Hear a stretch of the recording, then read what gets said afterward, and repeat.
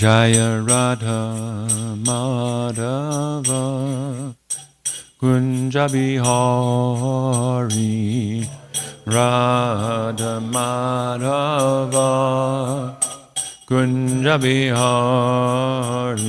Jaya Radha Madhava Kunja Bihari Jaya Radha Madhava Kunja Bihari Gopi Jana Vallabha Girivardhari Jaya Gopi Jana Vallabha Girivardhari Jaya Gopi Jana Vallabha Girivardhari Jaya Gopi Jana Vallabha Girivardhari Yasodanandana Braja Jana Ranjana Nandana Braja Jana Ranjana Yasodanandana Braja Jana Ranjana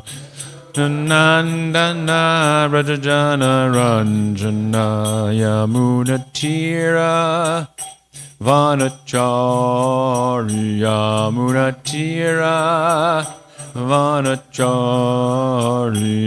Munatira Vanacharya Munatira Vanachari Jaya Radha Madhava Kunja Bihari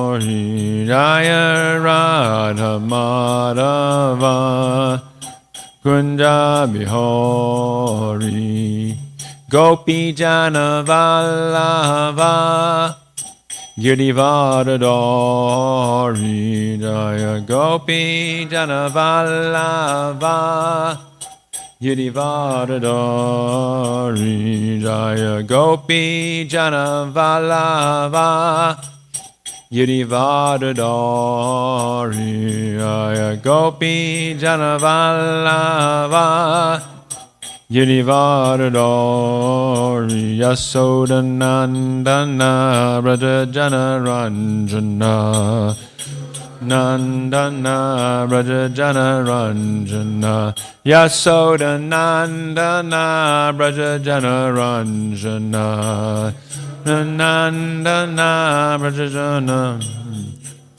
Yamunatira Vanacharya Munatira Vanacharya Munatira Vanacharya Munatira Vanachari Jaya Radha Madhava Kunja Bihari Jaya Radha Madhava Kunja Bihari Jaya Prabhupada Jaya Prabhupada Prabhupada Srila Prabhupada Jaya Prabhupada Jaya Prabhupada Srila Prabhupada Srila Prabhupada Prabhupada Prabhupada Prabhupada Jaya Jaya Prabhupada Jaya Jaya Prabhupada Prabhupada Prabhupada Jaya Jaya Prabhupada Jaya Om Vishnupad Paramahansa Pavrikacharya Satara Sada Shri Srimada's Divine Grace A.C. Bhaktivedanta Swami Srila Prabhupada Ki Jai ISKCON Founder Acharya Srila Prabhupada Ki Jai Ananta Koti Vaishnavinda Ki Jai Namacharya Srila Haridas Thakur Ki Jai Premsika Shri Krishna Chaitanya Prabhu Nityananda Shri Advaita Gadadhar Shivasadi Gaur Bhaktivinda Ki Jai Jai Radha Krishna Gopa Gopanath Shai Mukunda Radha Kunda Giri Govardhana Ki Jai Vrindavan Dham Ki Jai Mayapur Navadip Dham Ki Jai Jagannath Puri Dham Ki Jai Srila Prabhupada Ki Jai Grantaraj Srimad Bhagavatam Ki Jai Gaur Premanandi, all glories assembled devotees, all glories to the assembled devotees, all glories to the assembled devotees, all glories to Shishi, Guru, and Gauranga Srila Prabhupada Ki Jai. Namo Om Vishnu Padaya.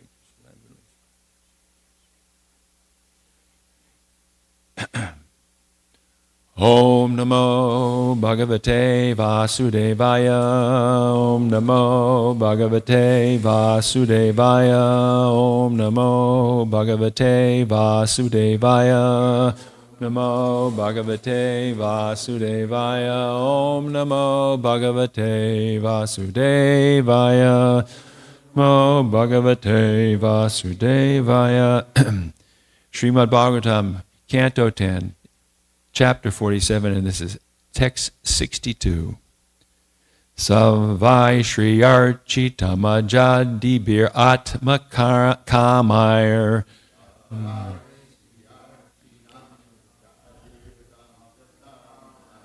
Yogeshvarar Apita Yad Atmani Rasa Goshyam.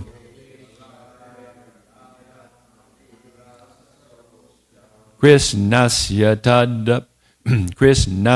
tad bhagavata charanara vindam.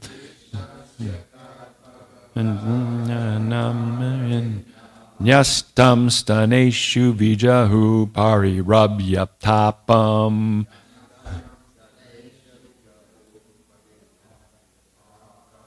Yavai Sri Architam Ajadibir Atma Kamair.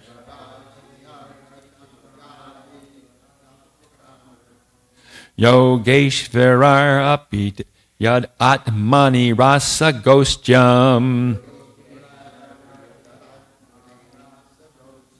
Krishnasya tad bhagavata charanara vindam. Nyastam staneshu vijahu parirabhyatapam.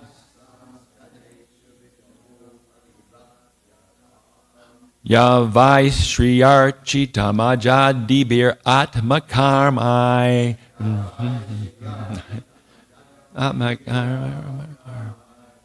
Yogeshvarar Apiyad Atmani Rasa Goshyam. Krishnasya tad bhagavata charanara vindam. Nyastam taneshu vijahu parirabhyatapam.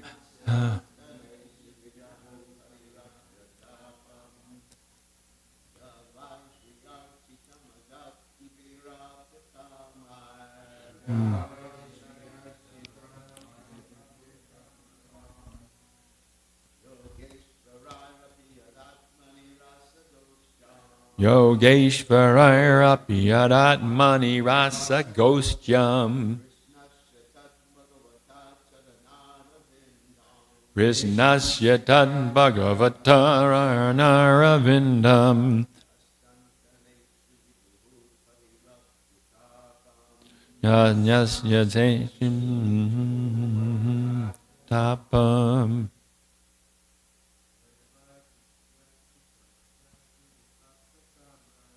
Yada Amir Yogeshvarar Apyadatmani Rasa Goshyam. Krishnasya tad bhagavata charanara vindam. Nasyam staneshu vijayu parirabhyatapam. Anyone else?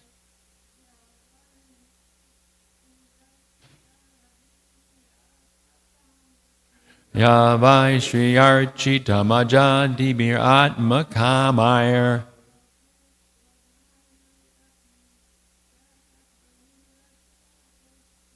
Yogeshvarar Apyadatmani Rasa Goshyam.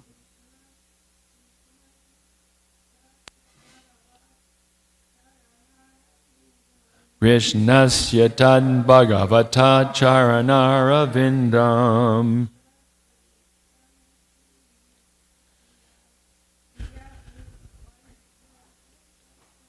Yasyam yaneshu vijahu parirabhya tapam. Ya, who, the gopis. Vai, indeed. Shriya, by the goddess of fortune. Architam, worshipped. Aja, by unborn Brahma. Adibihi, and other demigods. Aptakamai, who have already realized all desires. Yoga Ishvarai, master of mystic power. Api, even though. Yat, which. Atmani, in the mind. Rasa, of the rasa dance. Goshtyam, in the gathering. Krishnasya, of Lord Krishna. Tat, those. Bhagavata, of the Supreme Lord. Charana Aravindam, the lotus feet. Nyastam, placed. Staneshu, on their breasts. Vijahu, they gave up. Parirabhya, by embracing. Tapam, their torment. Translation by the disciples of Srila Prabhupada. The goddess of fortune herself, along with Lord Brahma and all the other demigods who are masters of yogic perfection, can worship the lotus feet of Krishna only within her mind. But during the rasa dance, Lord Krishna placed his feet upon these gopis' breasts, and by embracing those feet, the gopis gave up all distress. Please repeat. The goddess of fortune herself, along with Lord Brahma and all the other demigods who are masters of yogic perfection, can worship the lotus feet of Krishna only within her mind. But during the rasa dance, Lord Krishna placed his feet upon these gopis' breasts, and by embracing those feet, the gopis gave up all distress. There is no purport by the disciples of Srila Prabhupada. Om Jnana Timarandasya Gyanan Gyanan Shalakaya Chakshu Ummeditangena Tasmai Shri Gurave Namaha Shri Chaitanya Manobhishtam Stapitam Yena Bhutale Swayam Rupa Kadamayam Dadati Swabadantikam Nama Om Vishnu Padaya Krishna Pastai Bhutale Srimati Bhaktivedanta Swamini Tanamani Namaste Saraswati Deve Gordavani Bacharani Nirvasesa Shunyavadi Prashchadesh Charni Panchakalpatarubhyas Cha Kripa Sindhubhye Bacha Patitanam Pavanevyo Vaishnavebhyo Namo Namaha Jai Shri Krishna Chaitanya Prabhu Nityananda Shri Advaita Gadadhar Shivasati Gaur Bhaktivinda Hare Krishna Krishna Krishna Hare Hare Hare Ram Ram Ram Hare Hare. So this is a remarkable verse. It's one of the Bhakti Rasayan verses, which are 63 verses out of 18,000 that Sanatana Goswami includes in his Brihat Bhagavatamrita. There is ample commentary by the Acharyas. I'll begin with a short tika by Vishwanath Chakravarti Thakur, and then I'll read portions of the tikas of Jiva and Sanatana Goswamis because they're quite long. Vishwanath Chakravarti Thakur. He again glorifies, that's Uddhava, the Mahabhav of the gopis, which is rare to Lakshmi and others in this verse. Certainly, they relieved their mental anguish at the rasa arena, rasa gostyam, by embracing to their breasts the lotus feet of Krishna, which Brahma, Lakshmi, and others worship in their mind only and cannot directly touch those feet. This is explained in such verses as those feet which Lakshmi, desiring to obtain, performed austerities, and that is from Srimad Bhagavatam 10:16-36. And it is also, this verse 10:16-36 is cited by Jiva Goswami, and this verse 10:16-36 is actually a verse from the pastimes where Krishna chastises the Kaliya serpent. The Kaliya serpent, as we know, had taken shelter in the Yamuna in order to avoid being eaten by Garuda. Unfortunately, by taking shelter in the Yamuna, this poisonous serpent polluted the environment and caused the cows and the cowherd boys to all die or appear to die. And so this particular demoniac person, he became the center of a wonderful pastime whereby Krishna danced upon his head, all his different hoods. You can imagine how so many modern dancers do so many wonderful things, and they look so incredibly agile and artistic, but no one was more agile and artistic than Krishna dancing on the hoods of Kaliya. So much so also, it became a very important time for the young gopis to swoon at their hero, who is dancing on the heads of Kaliya. So Kaliya, he gains this mercy of having the Lord's lotus feet depositing the dust of his feet on his heads. And his wives speak in this pastime. They say, "O Lord, we do not know how the serpent Kaliya has attained this great opportunity of being touched by the dust of your lotus feet. For this end, the goddess of fortune performed austerities for centuries, giving up all other desires and taking austere vows." And we know that Lakshmi, she wants to enter into the Ras Leela, and she actually engages in great austerities. There's a place in Vrindavan you can go to the temple where she engaged in these austerities.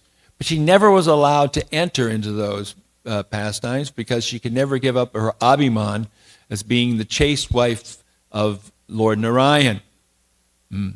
Because unless one gives up one's Abhiman or personal identity, one can't enter into these kind of pastimes. Narada Muni, he was transformed into Naradi in order so he could participate. He couldn't keep his Narada personality, nor could Lakshmi keep her personality. So how does someone like Kaliya, who's got not a very nice personality, get the mercy? Well, it's explained by the Acharyas in their tikas to this verse that he's part of Krishna's pastimes in Vrindavan. And as a Vrindavan Vasi, even an obnoxious one, he is eligible to obtain the dust of the feet of Krishna, whereas those great personalities like Brahma, Shiva, Lakshmi, etc., who are great personalities but aren't Vrindavan Vasis, they don't have that mercy. Of course, it should be noted that he was exiled because of his bad behavior, but still, he got this mercy from the Lord, which is only available to those persons who are engaging in the pastimes of Vrindavan Leela. This Vrindavan Leela is so special. So, let's read now from portions of the tikas by Jiva Goswami first. He writes, "Not only are the gopis to be glorified for excellence of the rasa dance, which allowed them to attain him, but also they should be glorified for their attainment of him. Vai indicates that it is well known, astonishing to all people. The gopis embraced the lotus feet of Krishna, famous as Swayam Bhagavan, with incomparable form. So, Swayam Bhagavan, Krishna, who's great, Lord Brahma, has this relationship with Krishna, but it's Krishna the Great. It's Vishnu. So when he sees Krishna as a cowherd boy, he doesn't quite believe it. So he actually commits an offense by trying to out-trick Krishna with his mystic power. But who can out-trick Krishna in anything? Those feet could be attained by their Ruda Bhav only. It's only because of this highest level of Bhav in their praying can they actually obtain this close encounter with Krishna. Gopyas kim acharam. What worship must the gopis have performed?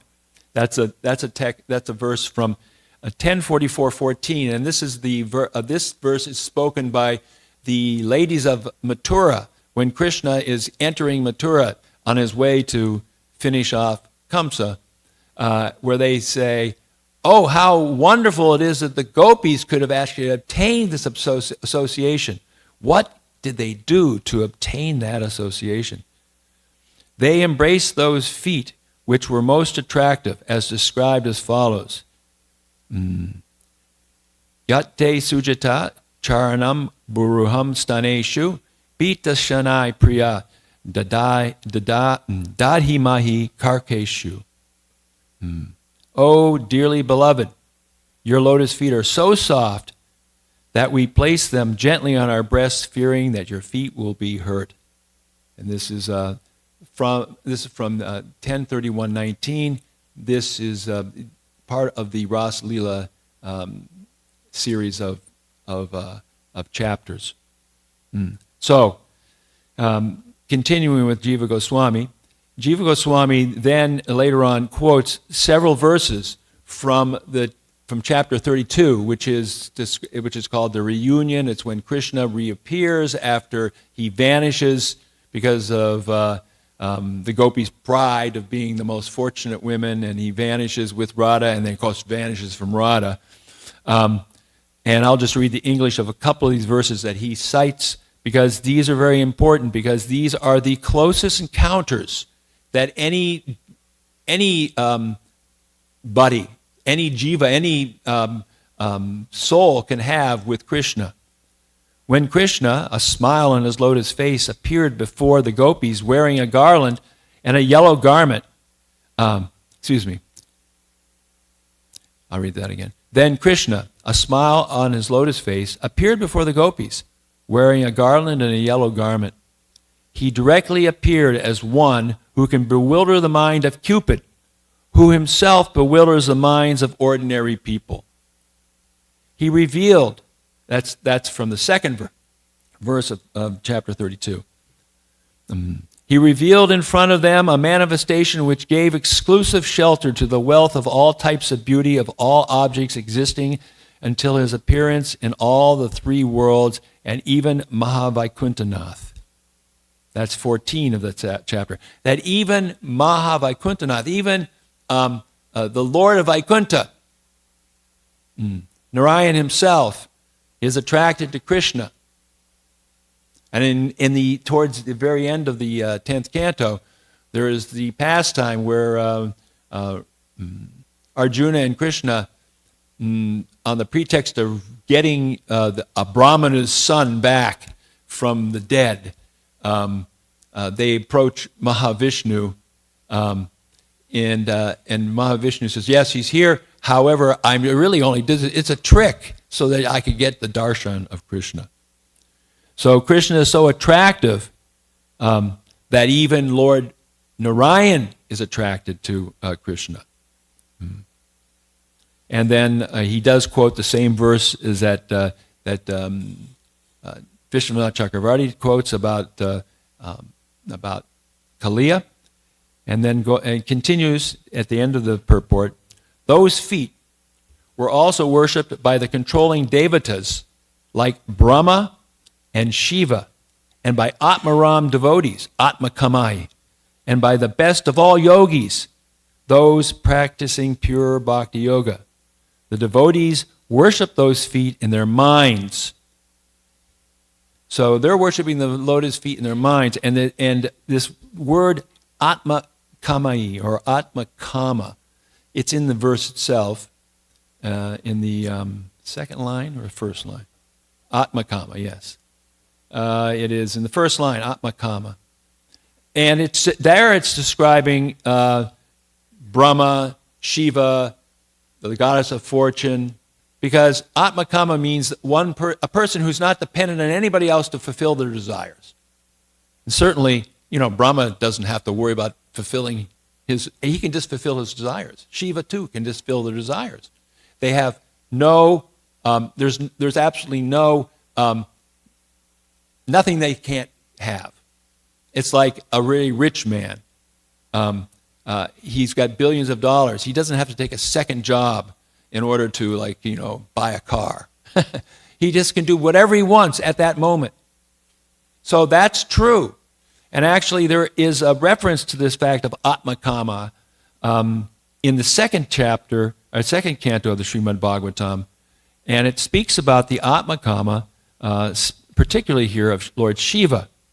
And the verse, this is in the chapter that describes the scheduled incarnations of the Lord.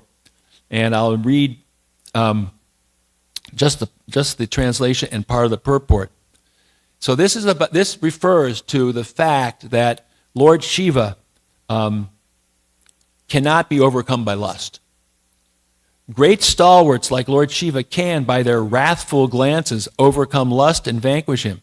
Yet they cannot be free from the overwhelming effects of their own wrath. Such wrath can never enter the heart of him, the Lord, who is above all this. How can lust take shelter in his mind? There is no lust in the rasa of the gopis. Between the gopis and Krishna, there's no lust in this lila. It is all pure love. And the example given here is that great stalwarts like Lord Shiva, he can control lust. In fact, when Cupid got near him, he burned Cupid to ashes. Poof, gone. There's no way Cupid was going to affect Shiva. However, Shiva lost his cool, so to speak, and became so angry that Cupid was destroyed. On the other hand, Krishna is called Madan Mohan. He attracts Cupid. He can attract millions of Cupids, and he's not disturbed. So the difference between the Atmakama of someone like Shiva and Krishna is distinct. Krishna is above everything. He's not affected. And it states here, the Lord, where it states actually that how Shiva is affected by wrath, even though he can control his senses in the sense of lust. The Lord, therefore, is never affected by any kind of wrath. So how can there be any place for lust, which is less strong than wrath? So the point is that we see in Krishna, in the 10th canto, where Krishna dispatches demon after demon with a smile on his face. He's not becoming, angry and I'm going to get you like some kind of, Nrsingadev gets angry. But Krishna in Vrindavan, his anger is subdued, or it's there, but you don't see it because he doesn't express it. Certainly he, is getting rid of the demons very easily, but it's never that he takes a ferocious form or appears to be angry. After, in other places outside of Vrindavan, he may appear angry, like when he was fighting against Bhishma on the battlefield of Kurukshetra, when he took up the wheel of the chariot of Arjuna like a chakra. He appeared angry, but that was in the mood of a warrior against Bhishma, because Bhishma wanted that. So the fact is that Krishna never appears to be angry. He isn't angry.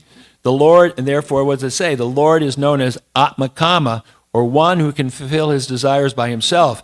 He does not require anyone's help to satisfy his desires. The Lord is unlimited, and therefore his desires are also unlimited. All living entities but the Lord are limited in every respect. How then can the limited satisfy the desires of the unlimited? Only the limited surrendered to the unlimited, becoming one with the unlimited in a loving relationship, can the unlimited be satisfied. We can't give Krishna anything material that will make him happy. We can only give him our spiritual love. Our prem is what Krishna desires. And at the end of the 32nd chapter, which is the Rasa dance, Krishna says that you gopis, I can't repay you for all your surrender. You've given up everything for me, and that surrender and service to me will have to be your payment. Sanatana Goswami writes, this is like a question. Generally, all devotees give up their family members to attain the Lord. So what is special about the gopis? And the answer is, they have a glorious position because of a very rare attainment. Lakshmi has worshipped his feet by massaging them in praying. Brahma and Shiva have worshipped those feet. Aja can also refer to Yogamaya, served by Brahma. Adibi can mean Vidya and other Shaktis. Liberated souls, Atma Kamai, who also worshipped those feet because the feet were reddish, destroying all suffering and flowing with Madhurya Rasa. Or they worshipped the feet as the most excellent goal, taking shelter of those feet with the understanding that liberation was useless by the mercy of devotees. In other words, we understand that just liberation is useless by the mercy of the devotee like Srila Prabhupada, who taught us that actually the goal is to have Krishna Prem. And specifically, Krishna Prem or Vraj Prem in Vrindavan. The devotees also worship those feet. They all worship the feet in their pure minds by meditation. They all worshipped in their minds because they did not obtain direct association with the Lord. No one gets association with the Lord like the gopis. The gopis, they are the ones who can take Krishna's feet to their breasts. They are the ones who have this most rare attainment that no one else has. Akrura states this in chapter 38, and I got to get to the verse where he says, when he's coming to Vrindavan and he realizes, I'm going to see Krishna now. This is wonderful. How am I going to see Krishna? Those lotus feet are worshipped by Brahma, Shiva, and all the devatas, by Lakshmi and her associates, and by devotees in this world, as well as the followers of Pancharatra. Upon those lotus feet, the Lord walks about the forest while herding the cows with his companions, and those feet are smeared with a kumkum from the gopis' breasts. So everyone's worshiping his feet, but only the gopis can hold his feet close to their hearts. And the others in Vrindavan, they're also getting so much mercy through the dust of his lotus feet, and they can see the footprints smeared with the kumkum from the gopis' breasts. So the others worship those feet in their minds. The gopis, with special pastimes, directly embrace those feet. Their glory is self-evident. Brahma and others do not meet Krishna. The liberated souls do not embrace those feet. The ordinary devotees do not place the feet on their breasts, and Lakshmi does not participate in the rasa dance. By the power, and this is a very important point here, by the power of association with the gopis, Uddhava developed a similar bhav. Uddhava is very close to Krishna. He's his associate. He's his advisor. He's his counsel. But Krishna sends him to Vrindavan so that he can develop the bhav of the gopis, that emotion of the gopis. He achieved intimate friendship with the gopis. Thus, he endeavored to destroy the pain of separation at that time. How fortunate is Uddhava? And Uddhava, what does he pray for? Let me become grass, a creeper. Because he doesn't dare really say, I want to become a gopi. But he wants to have that mercy of being trampled upon by the gopis whose feet are placed, whose feet have danced with Krishna. Now, again, speaking about Atma Kama, or Atma Rama sometimes. Atma Rama is a little different. It means self-satisfied. But in the 11th canto, in the Uddhava Gita, Krishna is instructing Uddhava about this, about the rareness of the of Atma Kama as exhibited by the gopis. And this verse, it's remarkable. And what's really remarkable, actually, is Vishwanath Chakravarti's Tika. So the translation is, my devotees may or may not know exactly what I am, who I am, and how I exist. But if they worship me with unalloyed love, then I consider them to be the best of devotees. And now, Vishwanath Chakravarti Thakur is, the purport is actually just directly Vishwanath Chakravarti Thakur.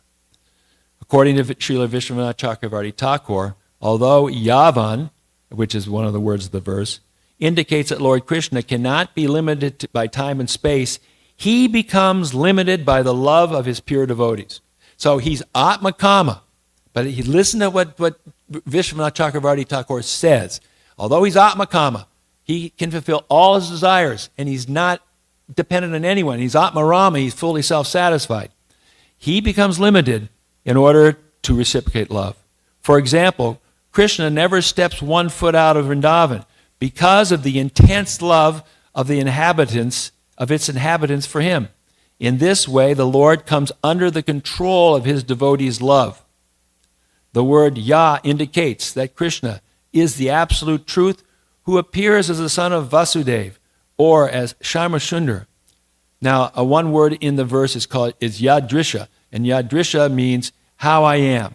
And this is very important what Vishwanath says here. Yadrisha indicates that the Lord is Atma Rama, or completely self-satisfied, and also Apta Kama, or one who automatically fulfills all his desires. Now, I grew up in the Protestant church, and in the Protestant church, they teach that God is everything. And so when they hear about pastimes, they say, well, this is crazy, because God knows everything. Why would God have to have, become Lord? Why would Krishna have to become Lord Chaitanya to experience Radharani's love? Because God's just perfect as he is, and he knows everything, so he knows everything about everything, love everything, then nothing he doesn't have to do anything. He's like a giant computer, AI, or maybe DI, divine intelligence. But there's no rasa, there's no love, and it leads itself to having this very impersonalistic, at best, Aishvarya relationship, but really no relationship, because who can have a relationship? He knows everything, he has everything. But Krishna, we know from the acharyas who have a relationship with him, he comes and has a relationship based upon the desire of the devotees to have a relationship. And therefore, he comes under the control of the devotees. Therefore, he has these pastimes in which he simply absorbs himself in love. Because love has to be two people. It cannot be a big, all-powerful, all-knowing, he knows everything, so don't even ask him. It leads to having people wanting just to enjoy in this world, because all you're going to be able to do is have a relationship in this world, not with God. Who is he? You don't even know who he is. Okay, so still being affected by the love of his devotees, the Lord sometimes appears to be unatmarama, or dependent on the love of his devotees, and aptakama, unable to achieve his desire without the cooperation of the devotees. So we say the greatness of God isn't that, oh yeah, I can do everything, I know everything, I've already got it under control, it's all part of my program, and I don't have to have anybody tell me anything. No, we know that Krishna, he wants to engage in love with his devotees, because that's what love of God means. I saw a chart the other day, and this chart showed, it was a picture, kind of a silhouette of a person, and it showed the intensity of different kinds of love. And according to the intensity of the love, it was brighter or darker. And the very top four, they all sounded like the same thing. It was passionate love, erotic love, romantic love, true love. And down the farther was mother's love, and farther down was father's love. And then way down at the bottom, next to love of community and love of country, was God's love, love of God. That's because they don't have a God to love. If you don't have someone to love, how can you love? So therefore, the love of God isn't strong. But when you realize who God is, then you can have love of God way above passionate, erotic, romantic. Actually, all that's in the spiritual world, this romantic, sometimes I think conjugal Ras should be called romantic Ras, because it's just a wonderful story of loving dealings. So wonderful. Perfect. So, actually, the Supreme Lord is always independent, but he reciprocates the intense love of his devotees and thus appears to be dependent on him, just as he apparently becomes dependent on Nanda Maharaj and Yashoda during his childhood pastimes in Vrindavan. So, this month, we sing every day the Damodarastika. And every day, we sing that we don't want to have we just simply want to have the childhood pastimes of Krishna in our heart. We don't need any other boon. We don't need to know so many things. We do not need to know who Paramatma is. We don't need to have any boon given to us to become rich, famous, or etc. We don't need any of these things. All we need is to be able to have the pastimes of Krishna in our heart. And then, by having the pastimes of Krishna in our heart, we become eligible to actually enter into a place where we can, really enjoy. But we're not enjoying for ourselves, we're enjoying in relationship directly with Krishna. This is what Prabhupada gave us. That's why I'm sure that's why Prabhupada left this world during Kartik, so we could celebrate his disappearance during this holy month when we can focus on how to develop our deeper love for the Supreme Lord. So I'll stop there and ask if there's any questions or comments. Haribo Prabhuji, yes? Oh, wrath is the same as anger. Intense anger.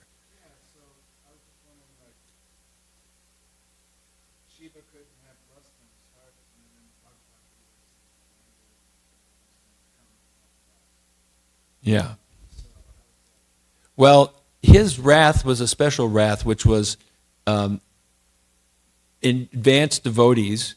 They're able to push away this lust, but they do so in a sort of, not by embracing the lust or being immune to it, but by just destroying it. The way that some of these yogis fall down, Vishwamrita, he was meditating, and first Menaka came along, and he fell down due to lust. So that was bad. Then later on, Rumba comes along, and he's, I'm not going to be lusty, but he burns her to ashes, and he falls down from the wrath. So in special cases, advanced personalities can vanquish lust, but they pay for it with wrath.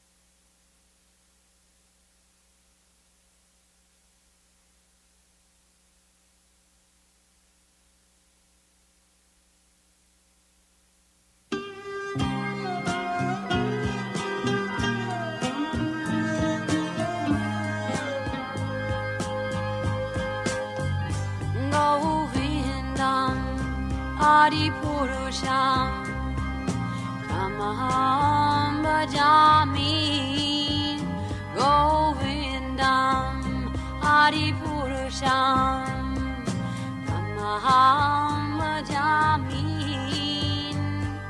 Govindam Adipurusham Tamaham Bhajami Enam Kanvandam Maravindanalayatasham Varhavatam Samasitam Buddhasundarangam Kandar Agom Vikamaniya Vishesha Shobha Govindam Adipurusham Tamaham Bhajami Govindam Adipurusham Tamaham Bhajami Govindam Adipurusham Tamaham Bhajami Angani Yasa Sakalem Priya Priti Manti Pasyanti Panti Kayanti Chiram Naganti Ananda Chinmaya Sadhu Jala Vigrahasya Govindam Adipurusham Tamaham Bhajami Govindam Adipurusham Tamaham Bhajami Govindam Adipurusham Tamaham Bhajami Govindam Adipurusham Tamaham Bhajami Govinda. Thank you.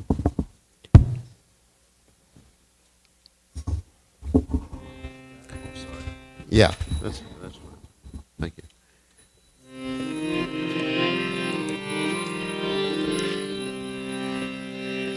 Nam Mam Ishwaram Satchit Ananda Rupam Lasat Kundanam Gokure Prajamanam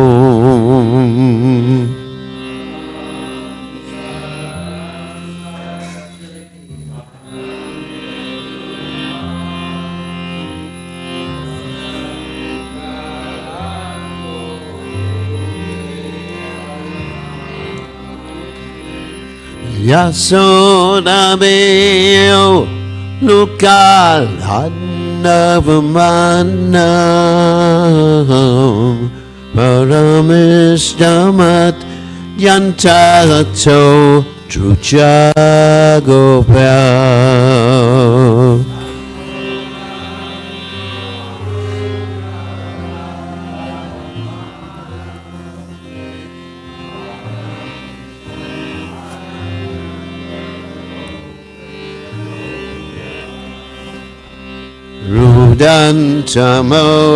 Rudantamohunetra Yugmamrijantam Karambojatjumena Satankanetram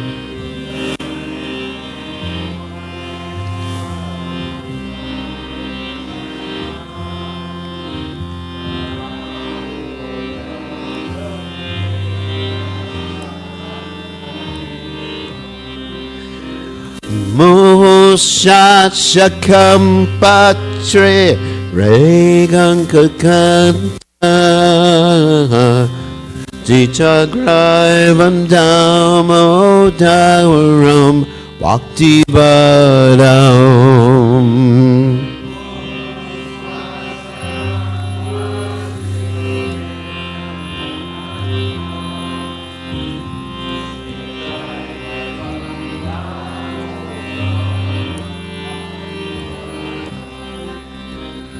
He drinks wine in a beer and under kunegi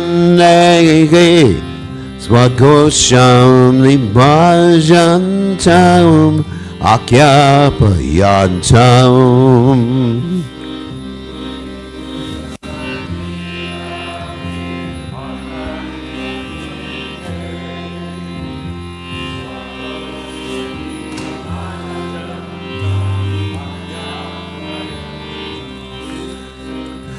Nari sitak Yesu Makjadi tagatakum Unak primatas tam shatavriti vandai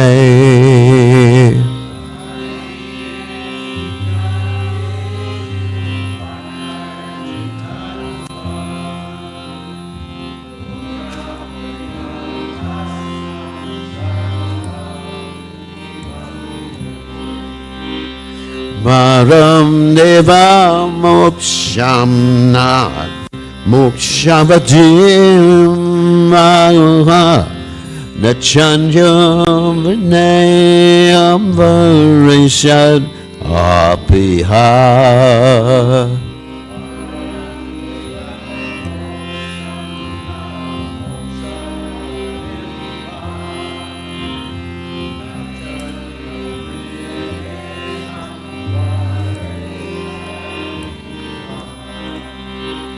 Idam teva purnata Gopala padlam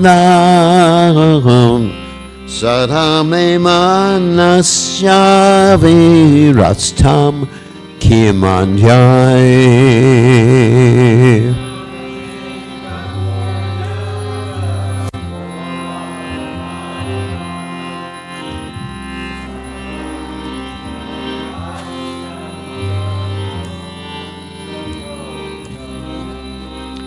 Idam te mukam mojam achanta nirlai vritam kuntalai snigda raktaisya gopya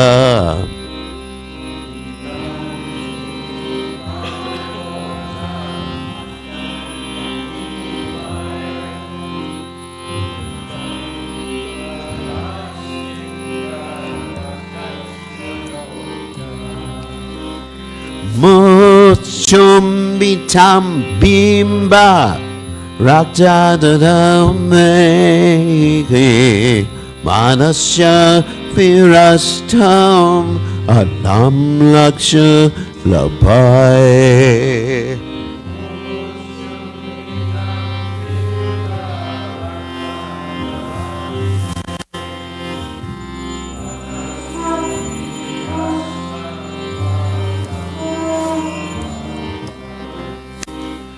Namo Devadamo Tar Ananta Vishnu Prasida Prabhu Dukkha Jalabdi Magno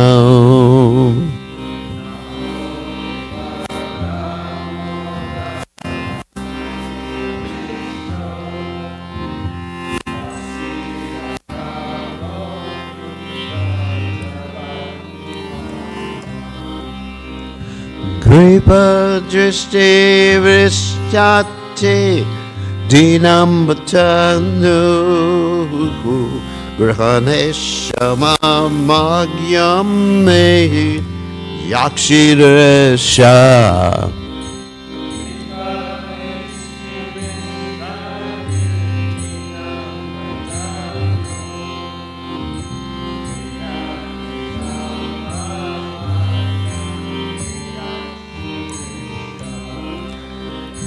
Mover up the Jovata Muchai Vajan Vagat Dwayan Mochi Tao Bhakti Bhajao Krito Cha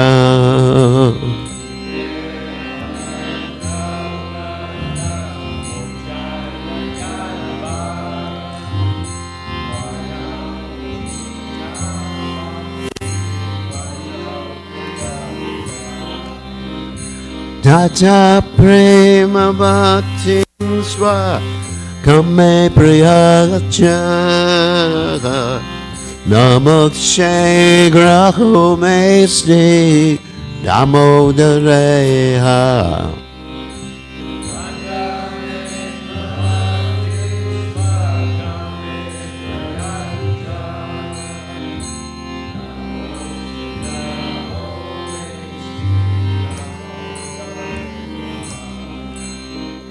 Namaste stu damne sporu radipti damne Twadiho darayata vishvachadamne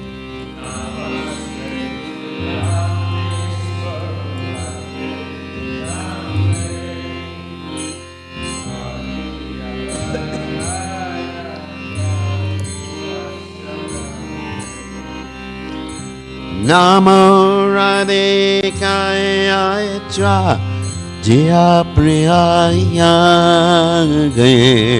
Namo Nanjali Laya Devaya Tubhyam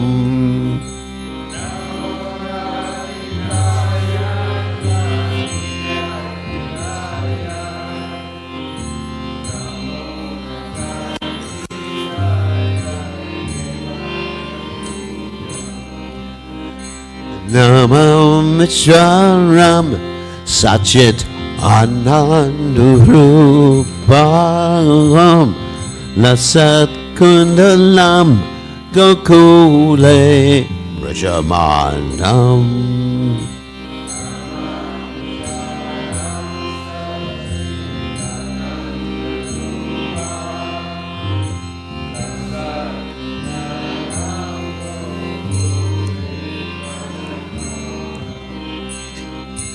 Yasodamiyo Luka Ladjavamanam Paramishtamachantagotu Trujagopya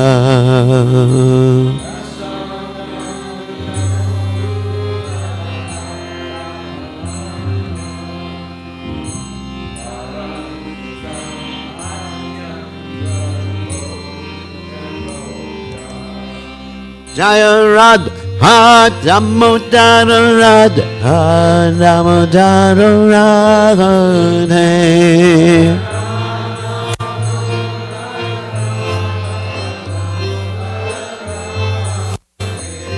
Jaya Radha Damodara Radha Damodara Radha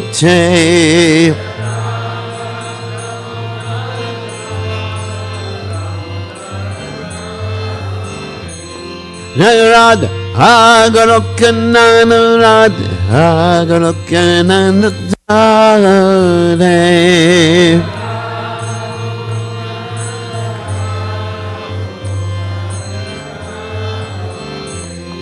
Radha Hey Radha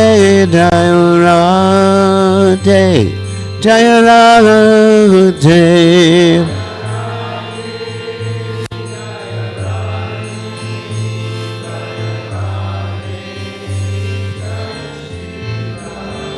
Nayo Radha Nayo Radha Nayo Radha Nayo Radha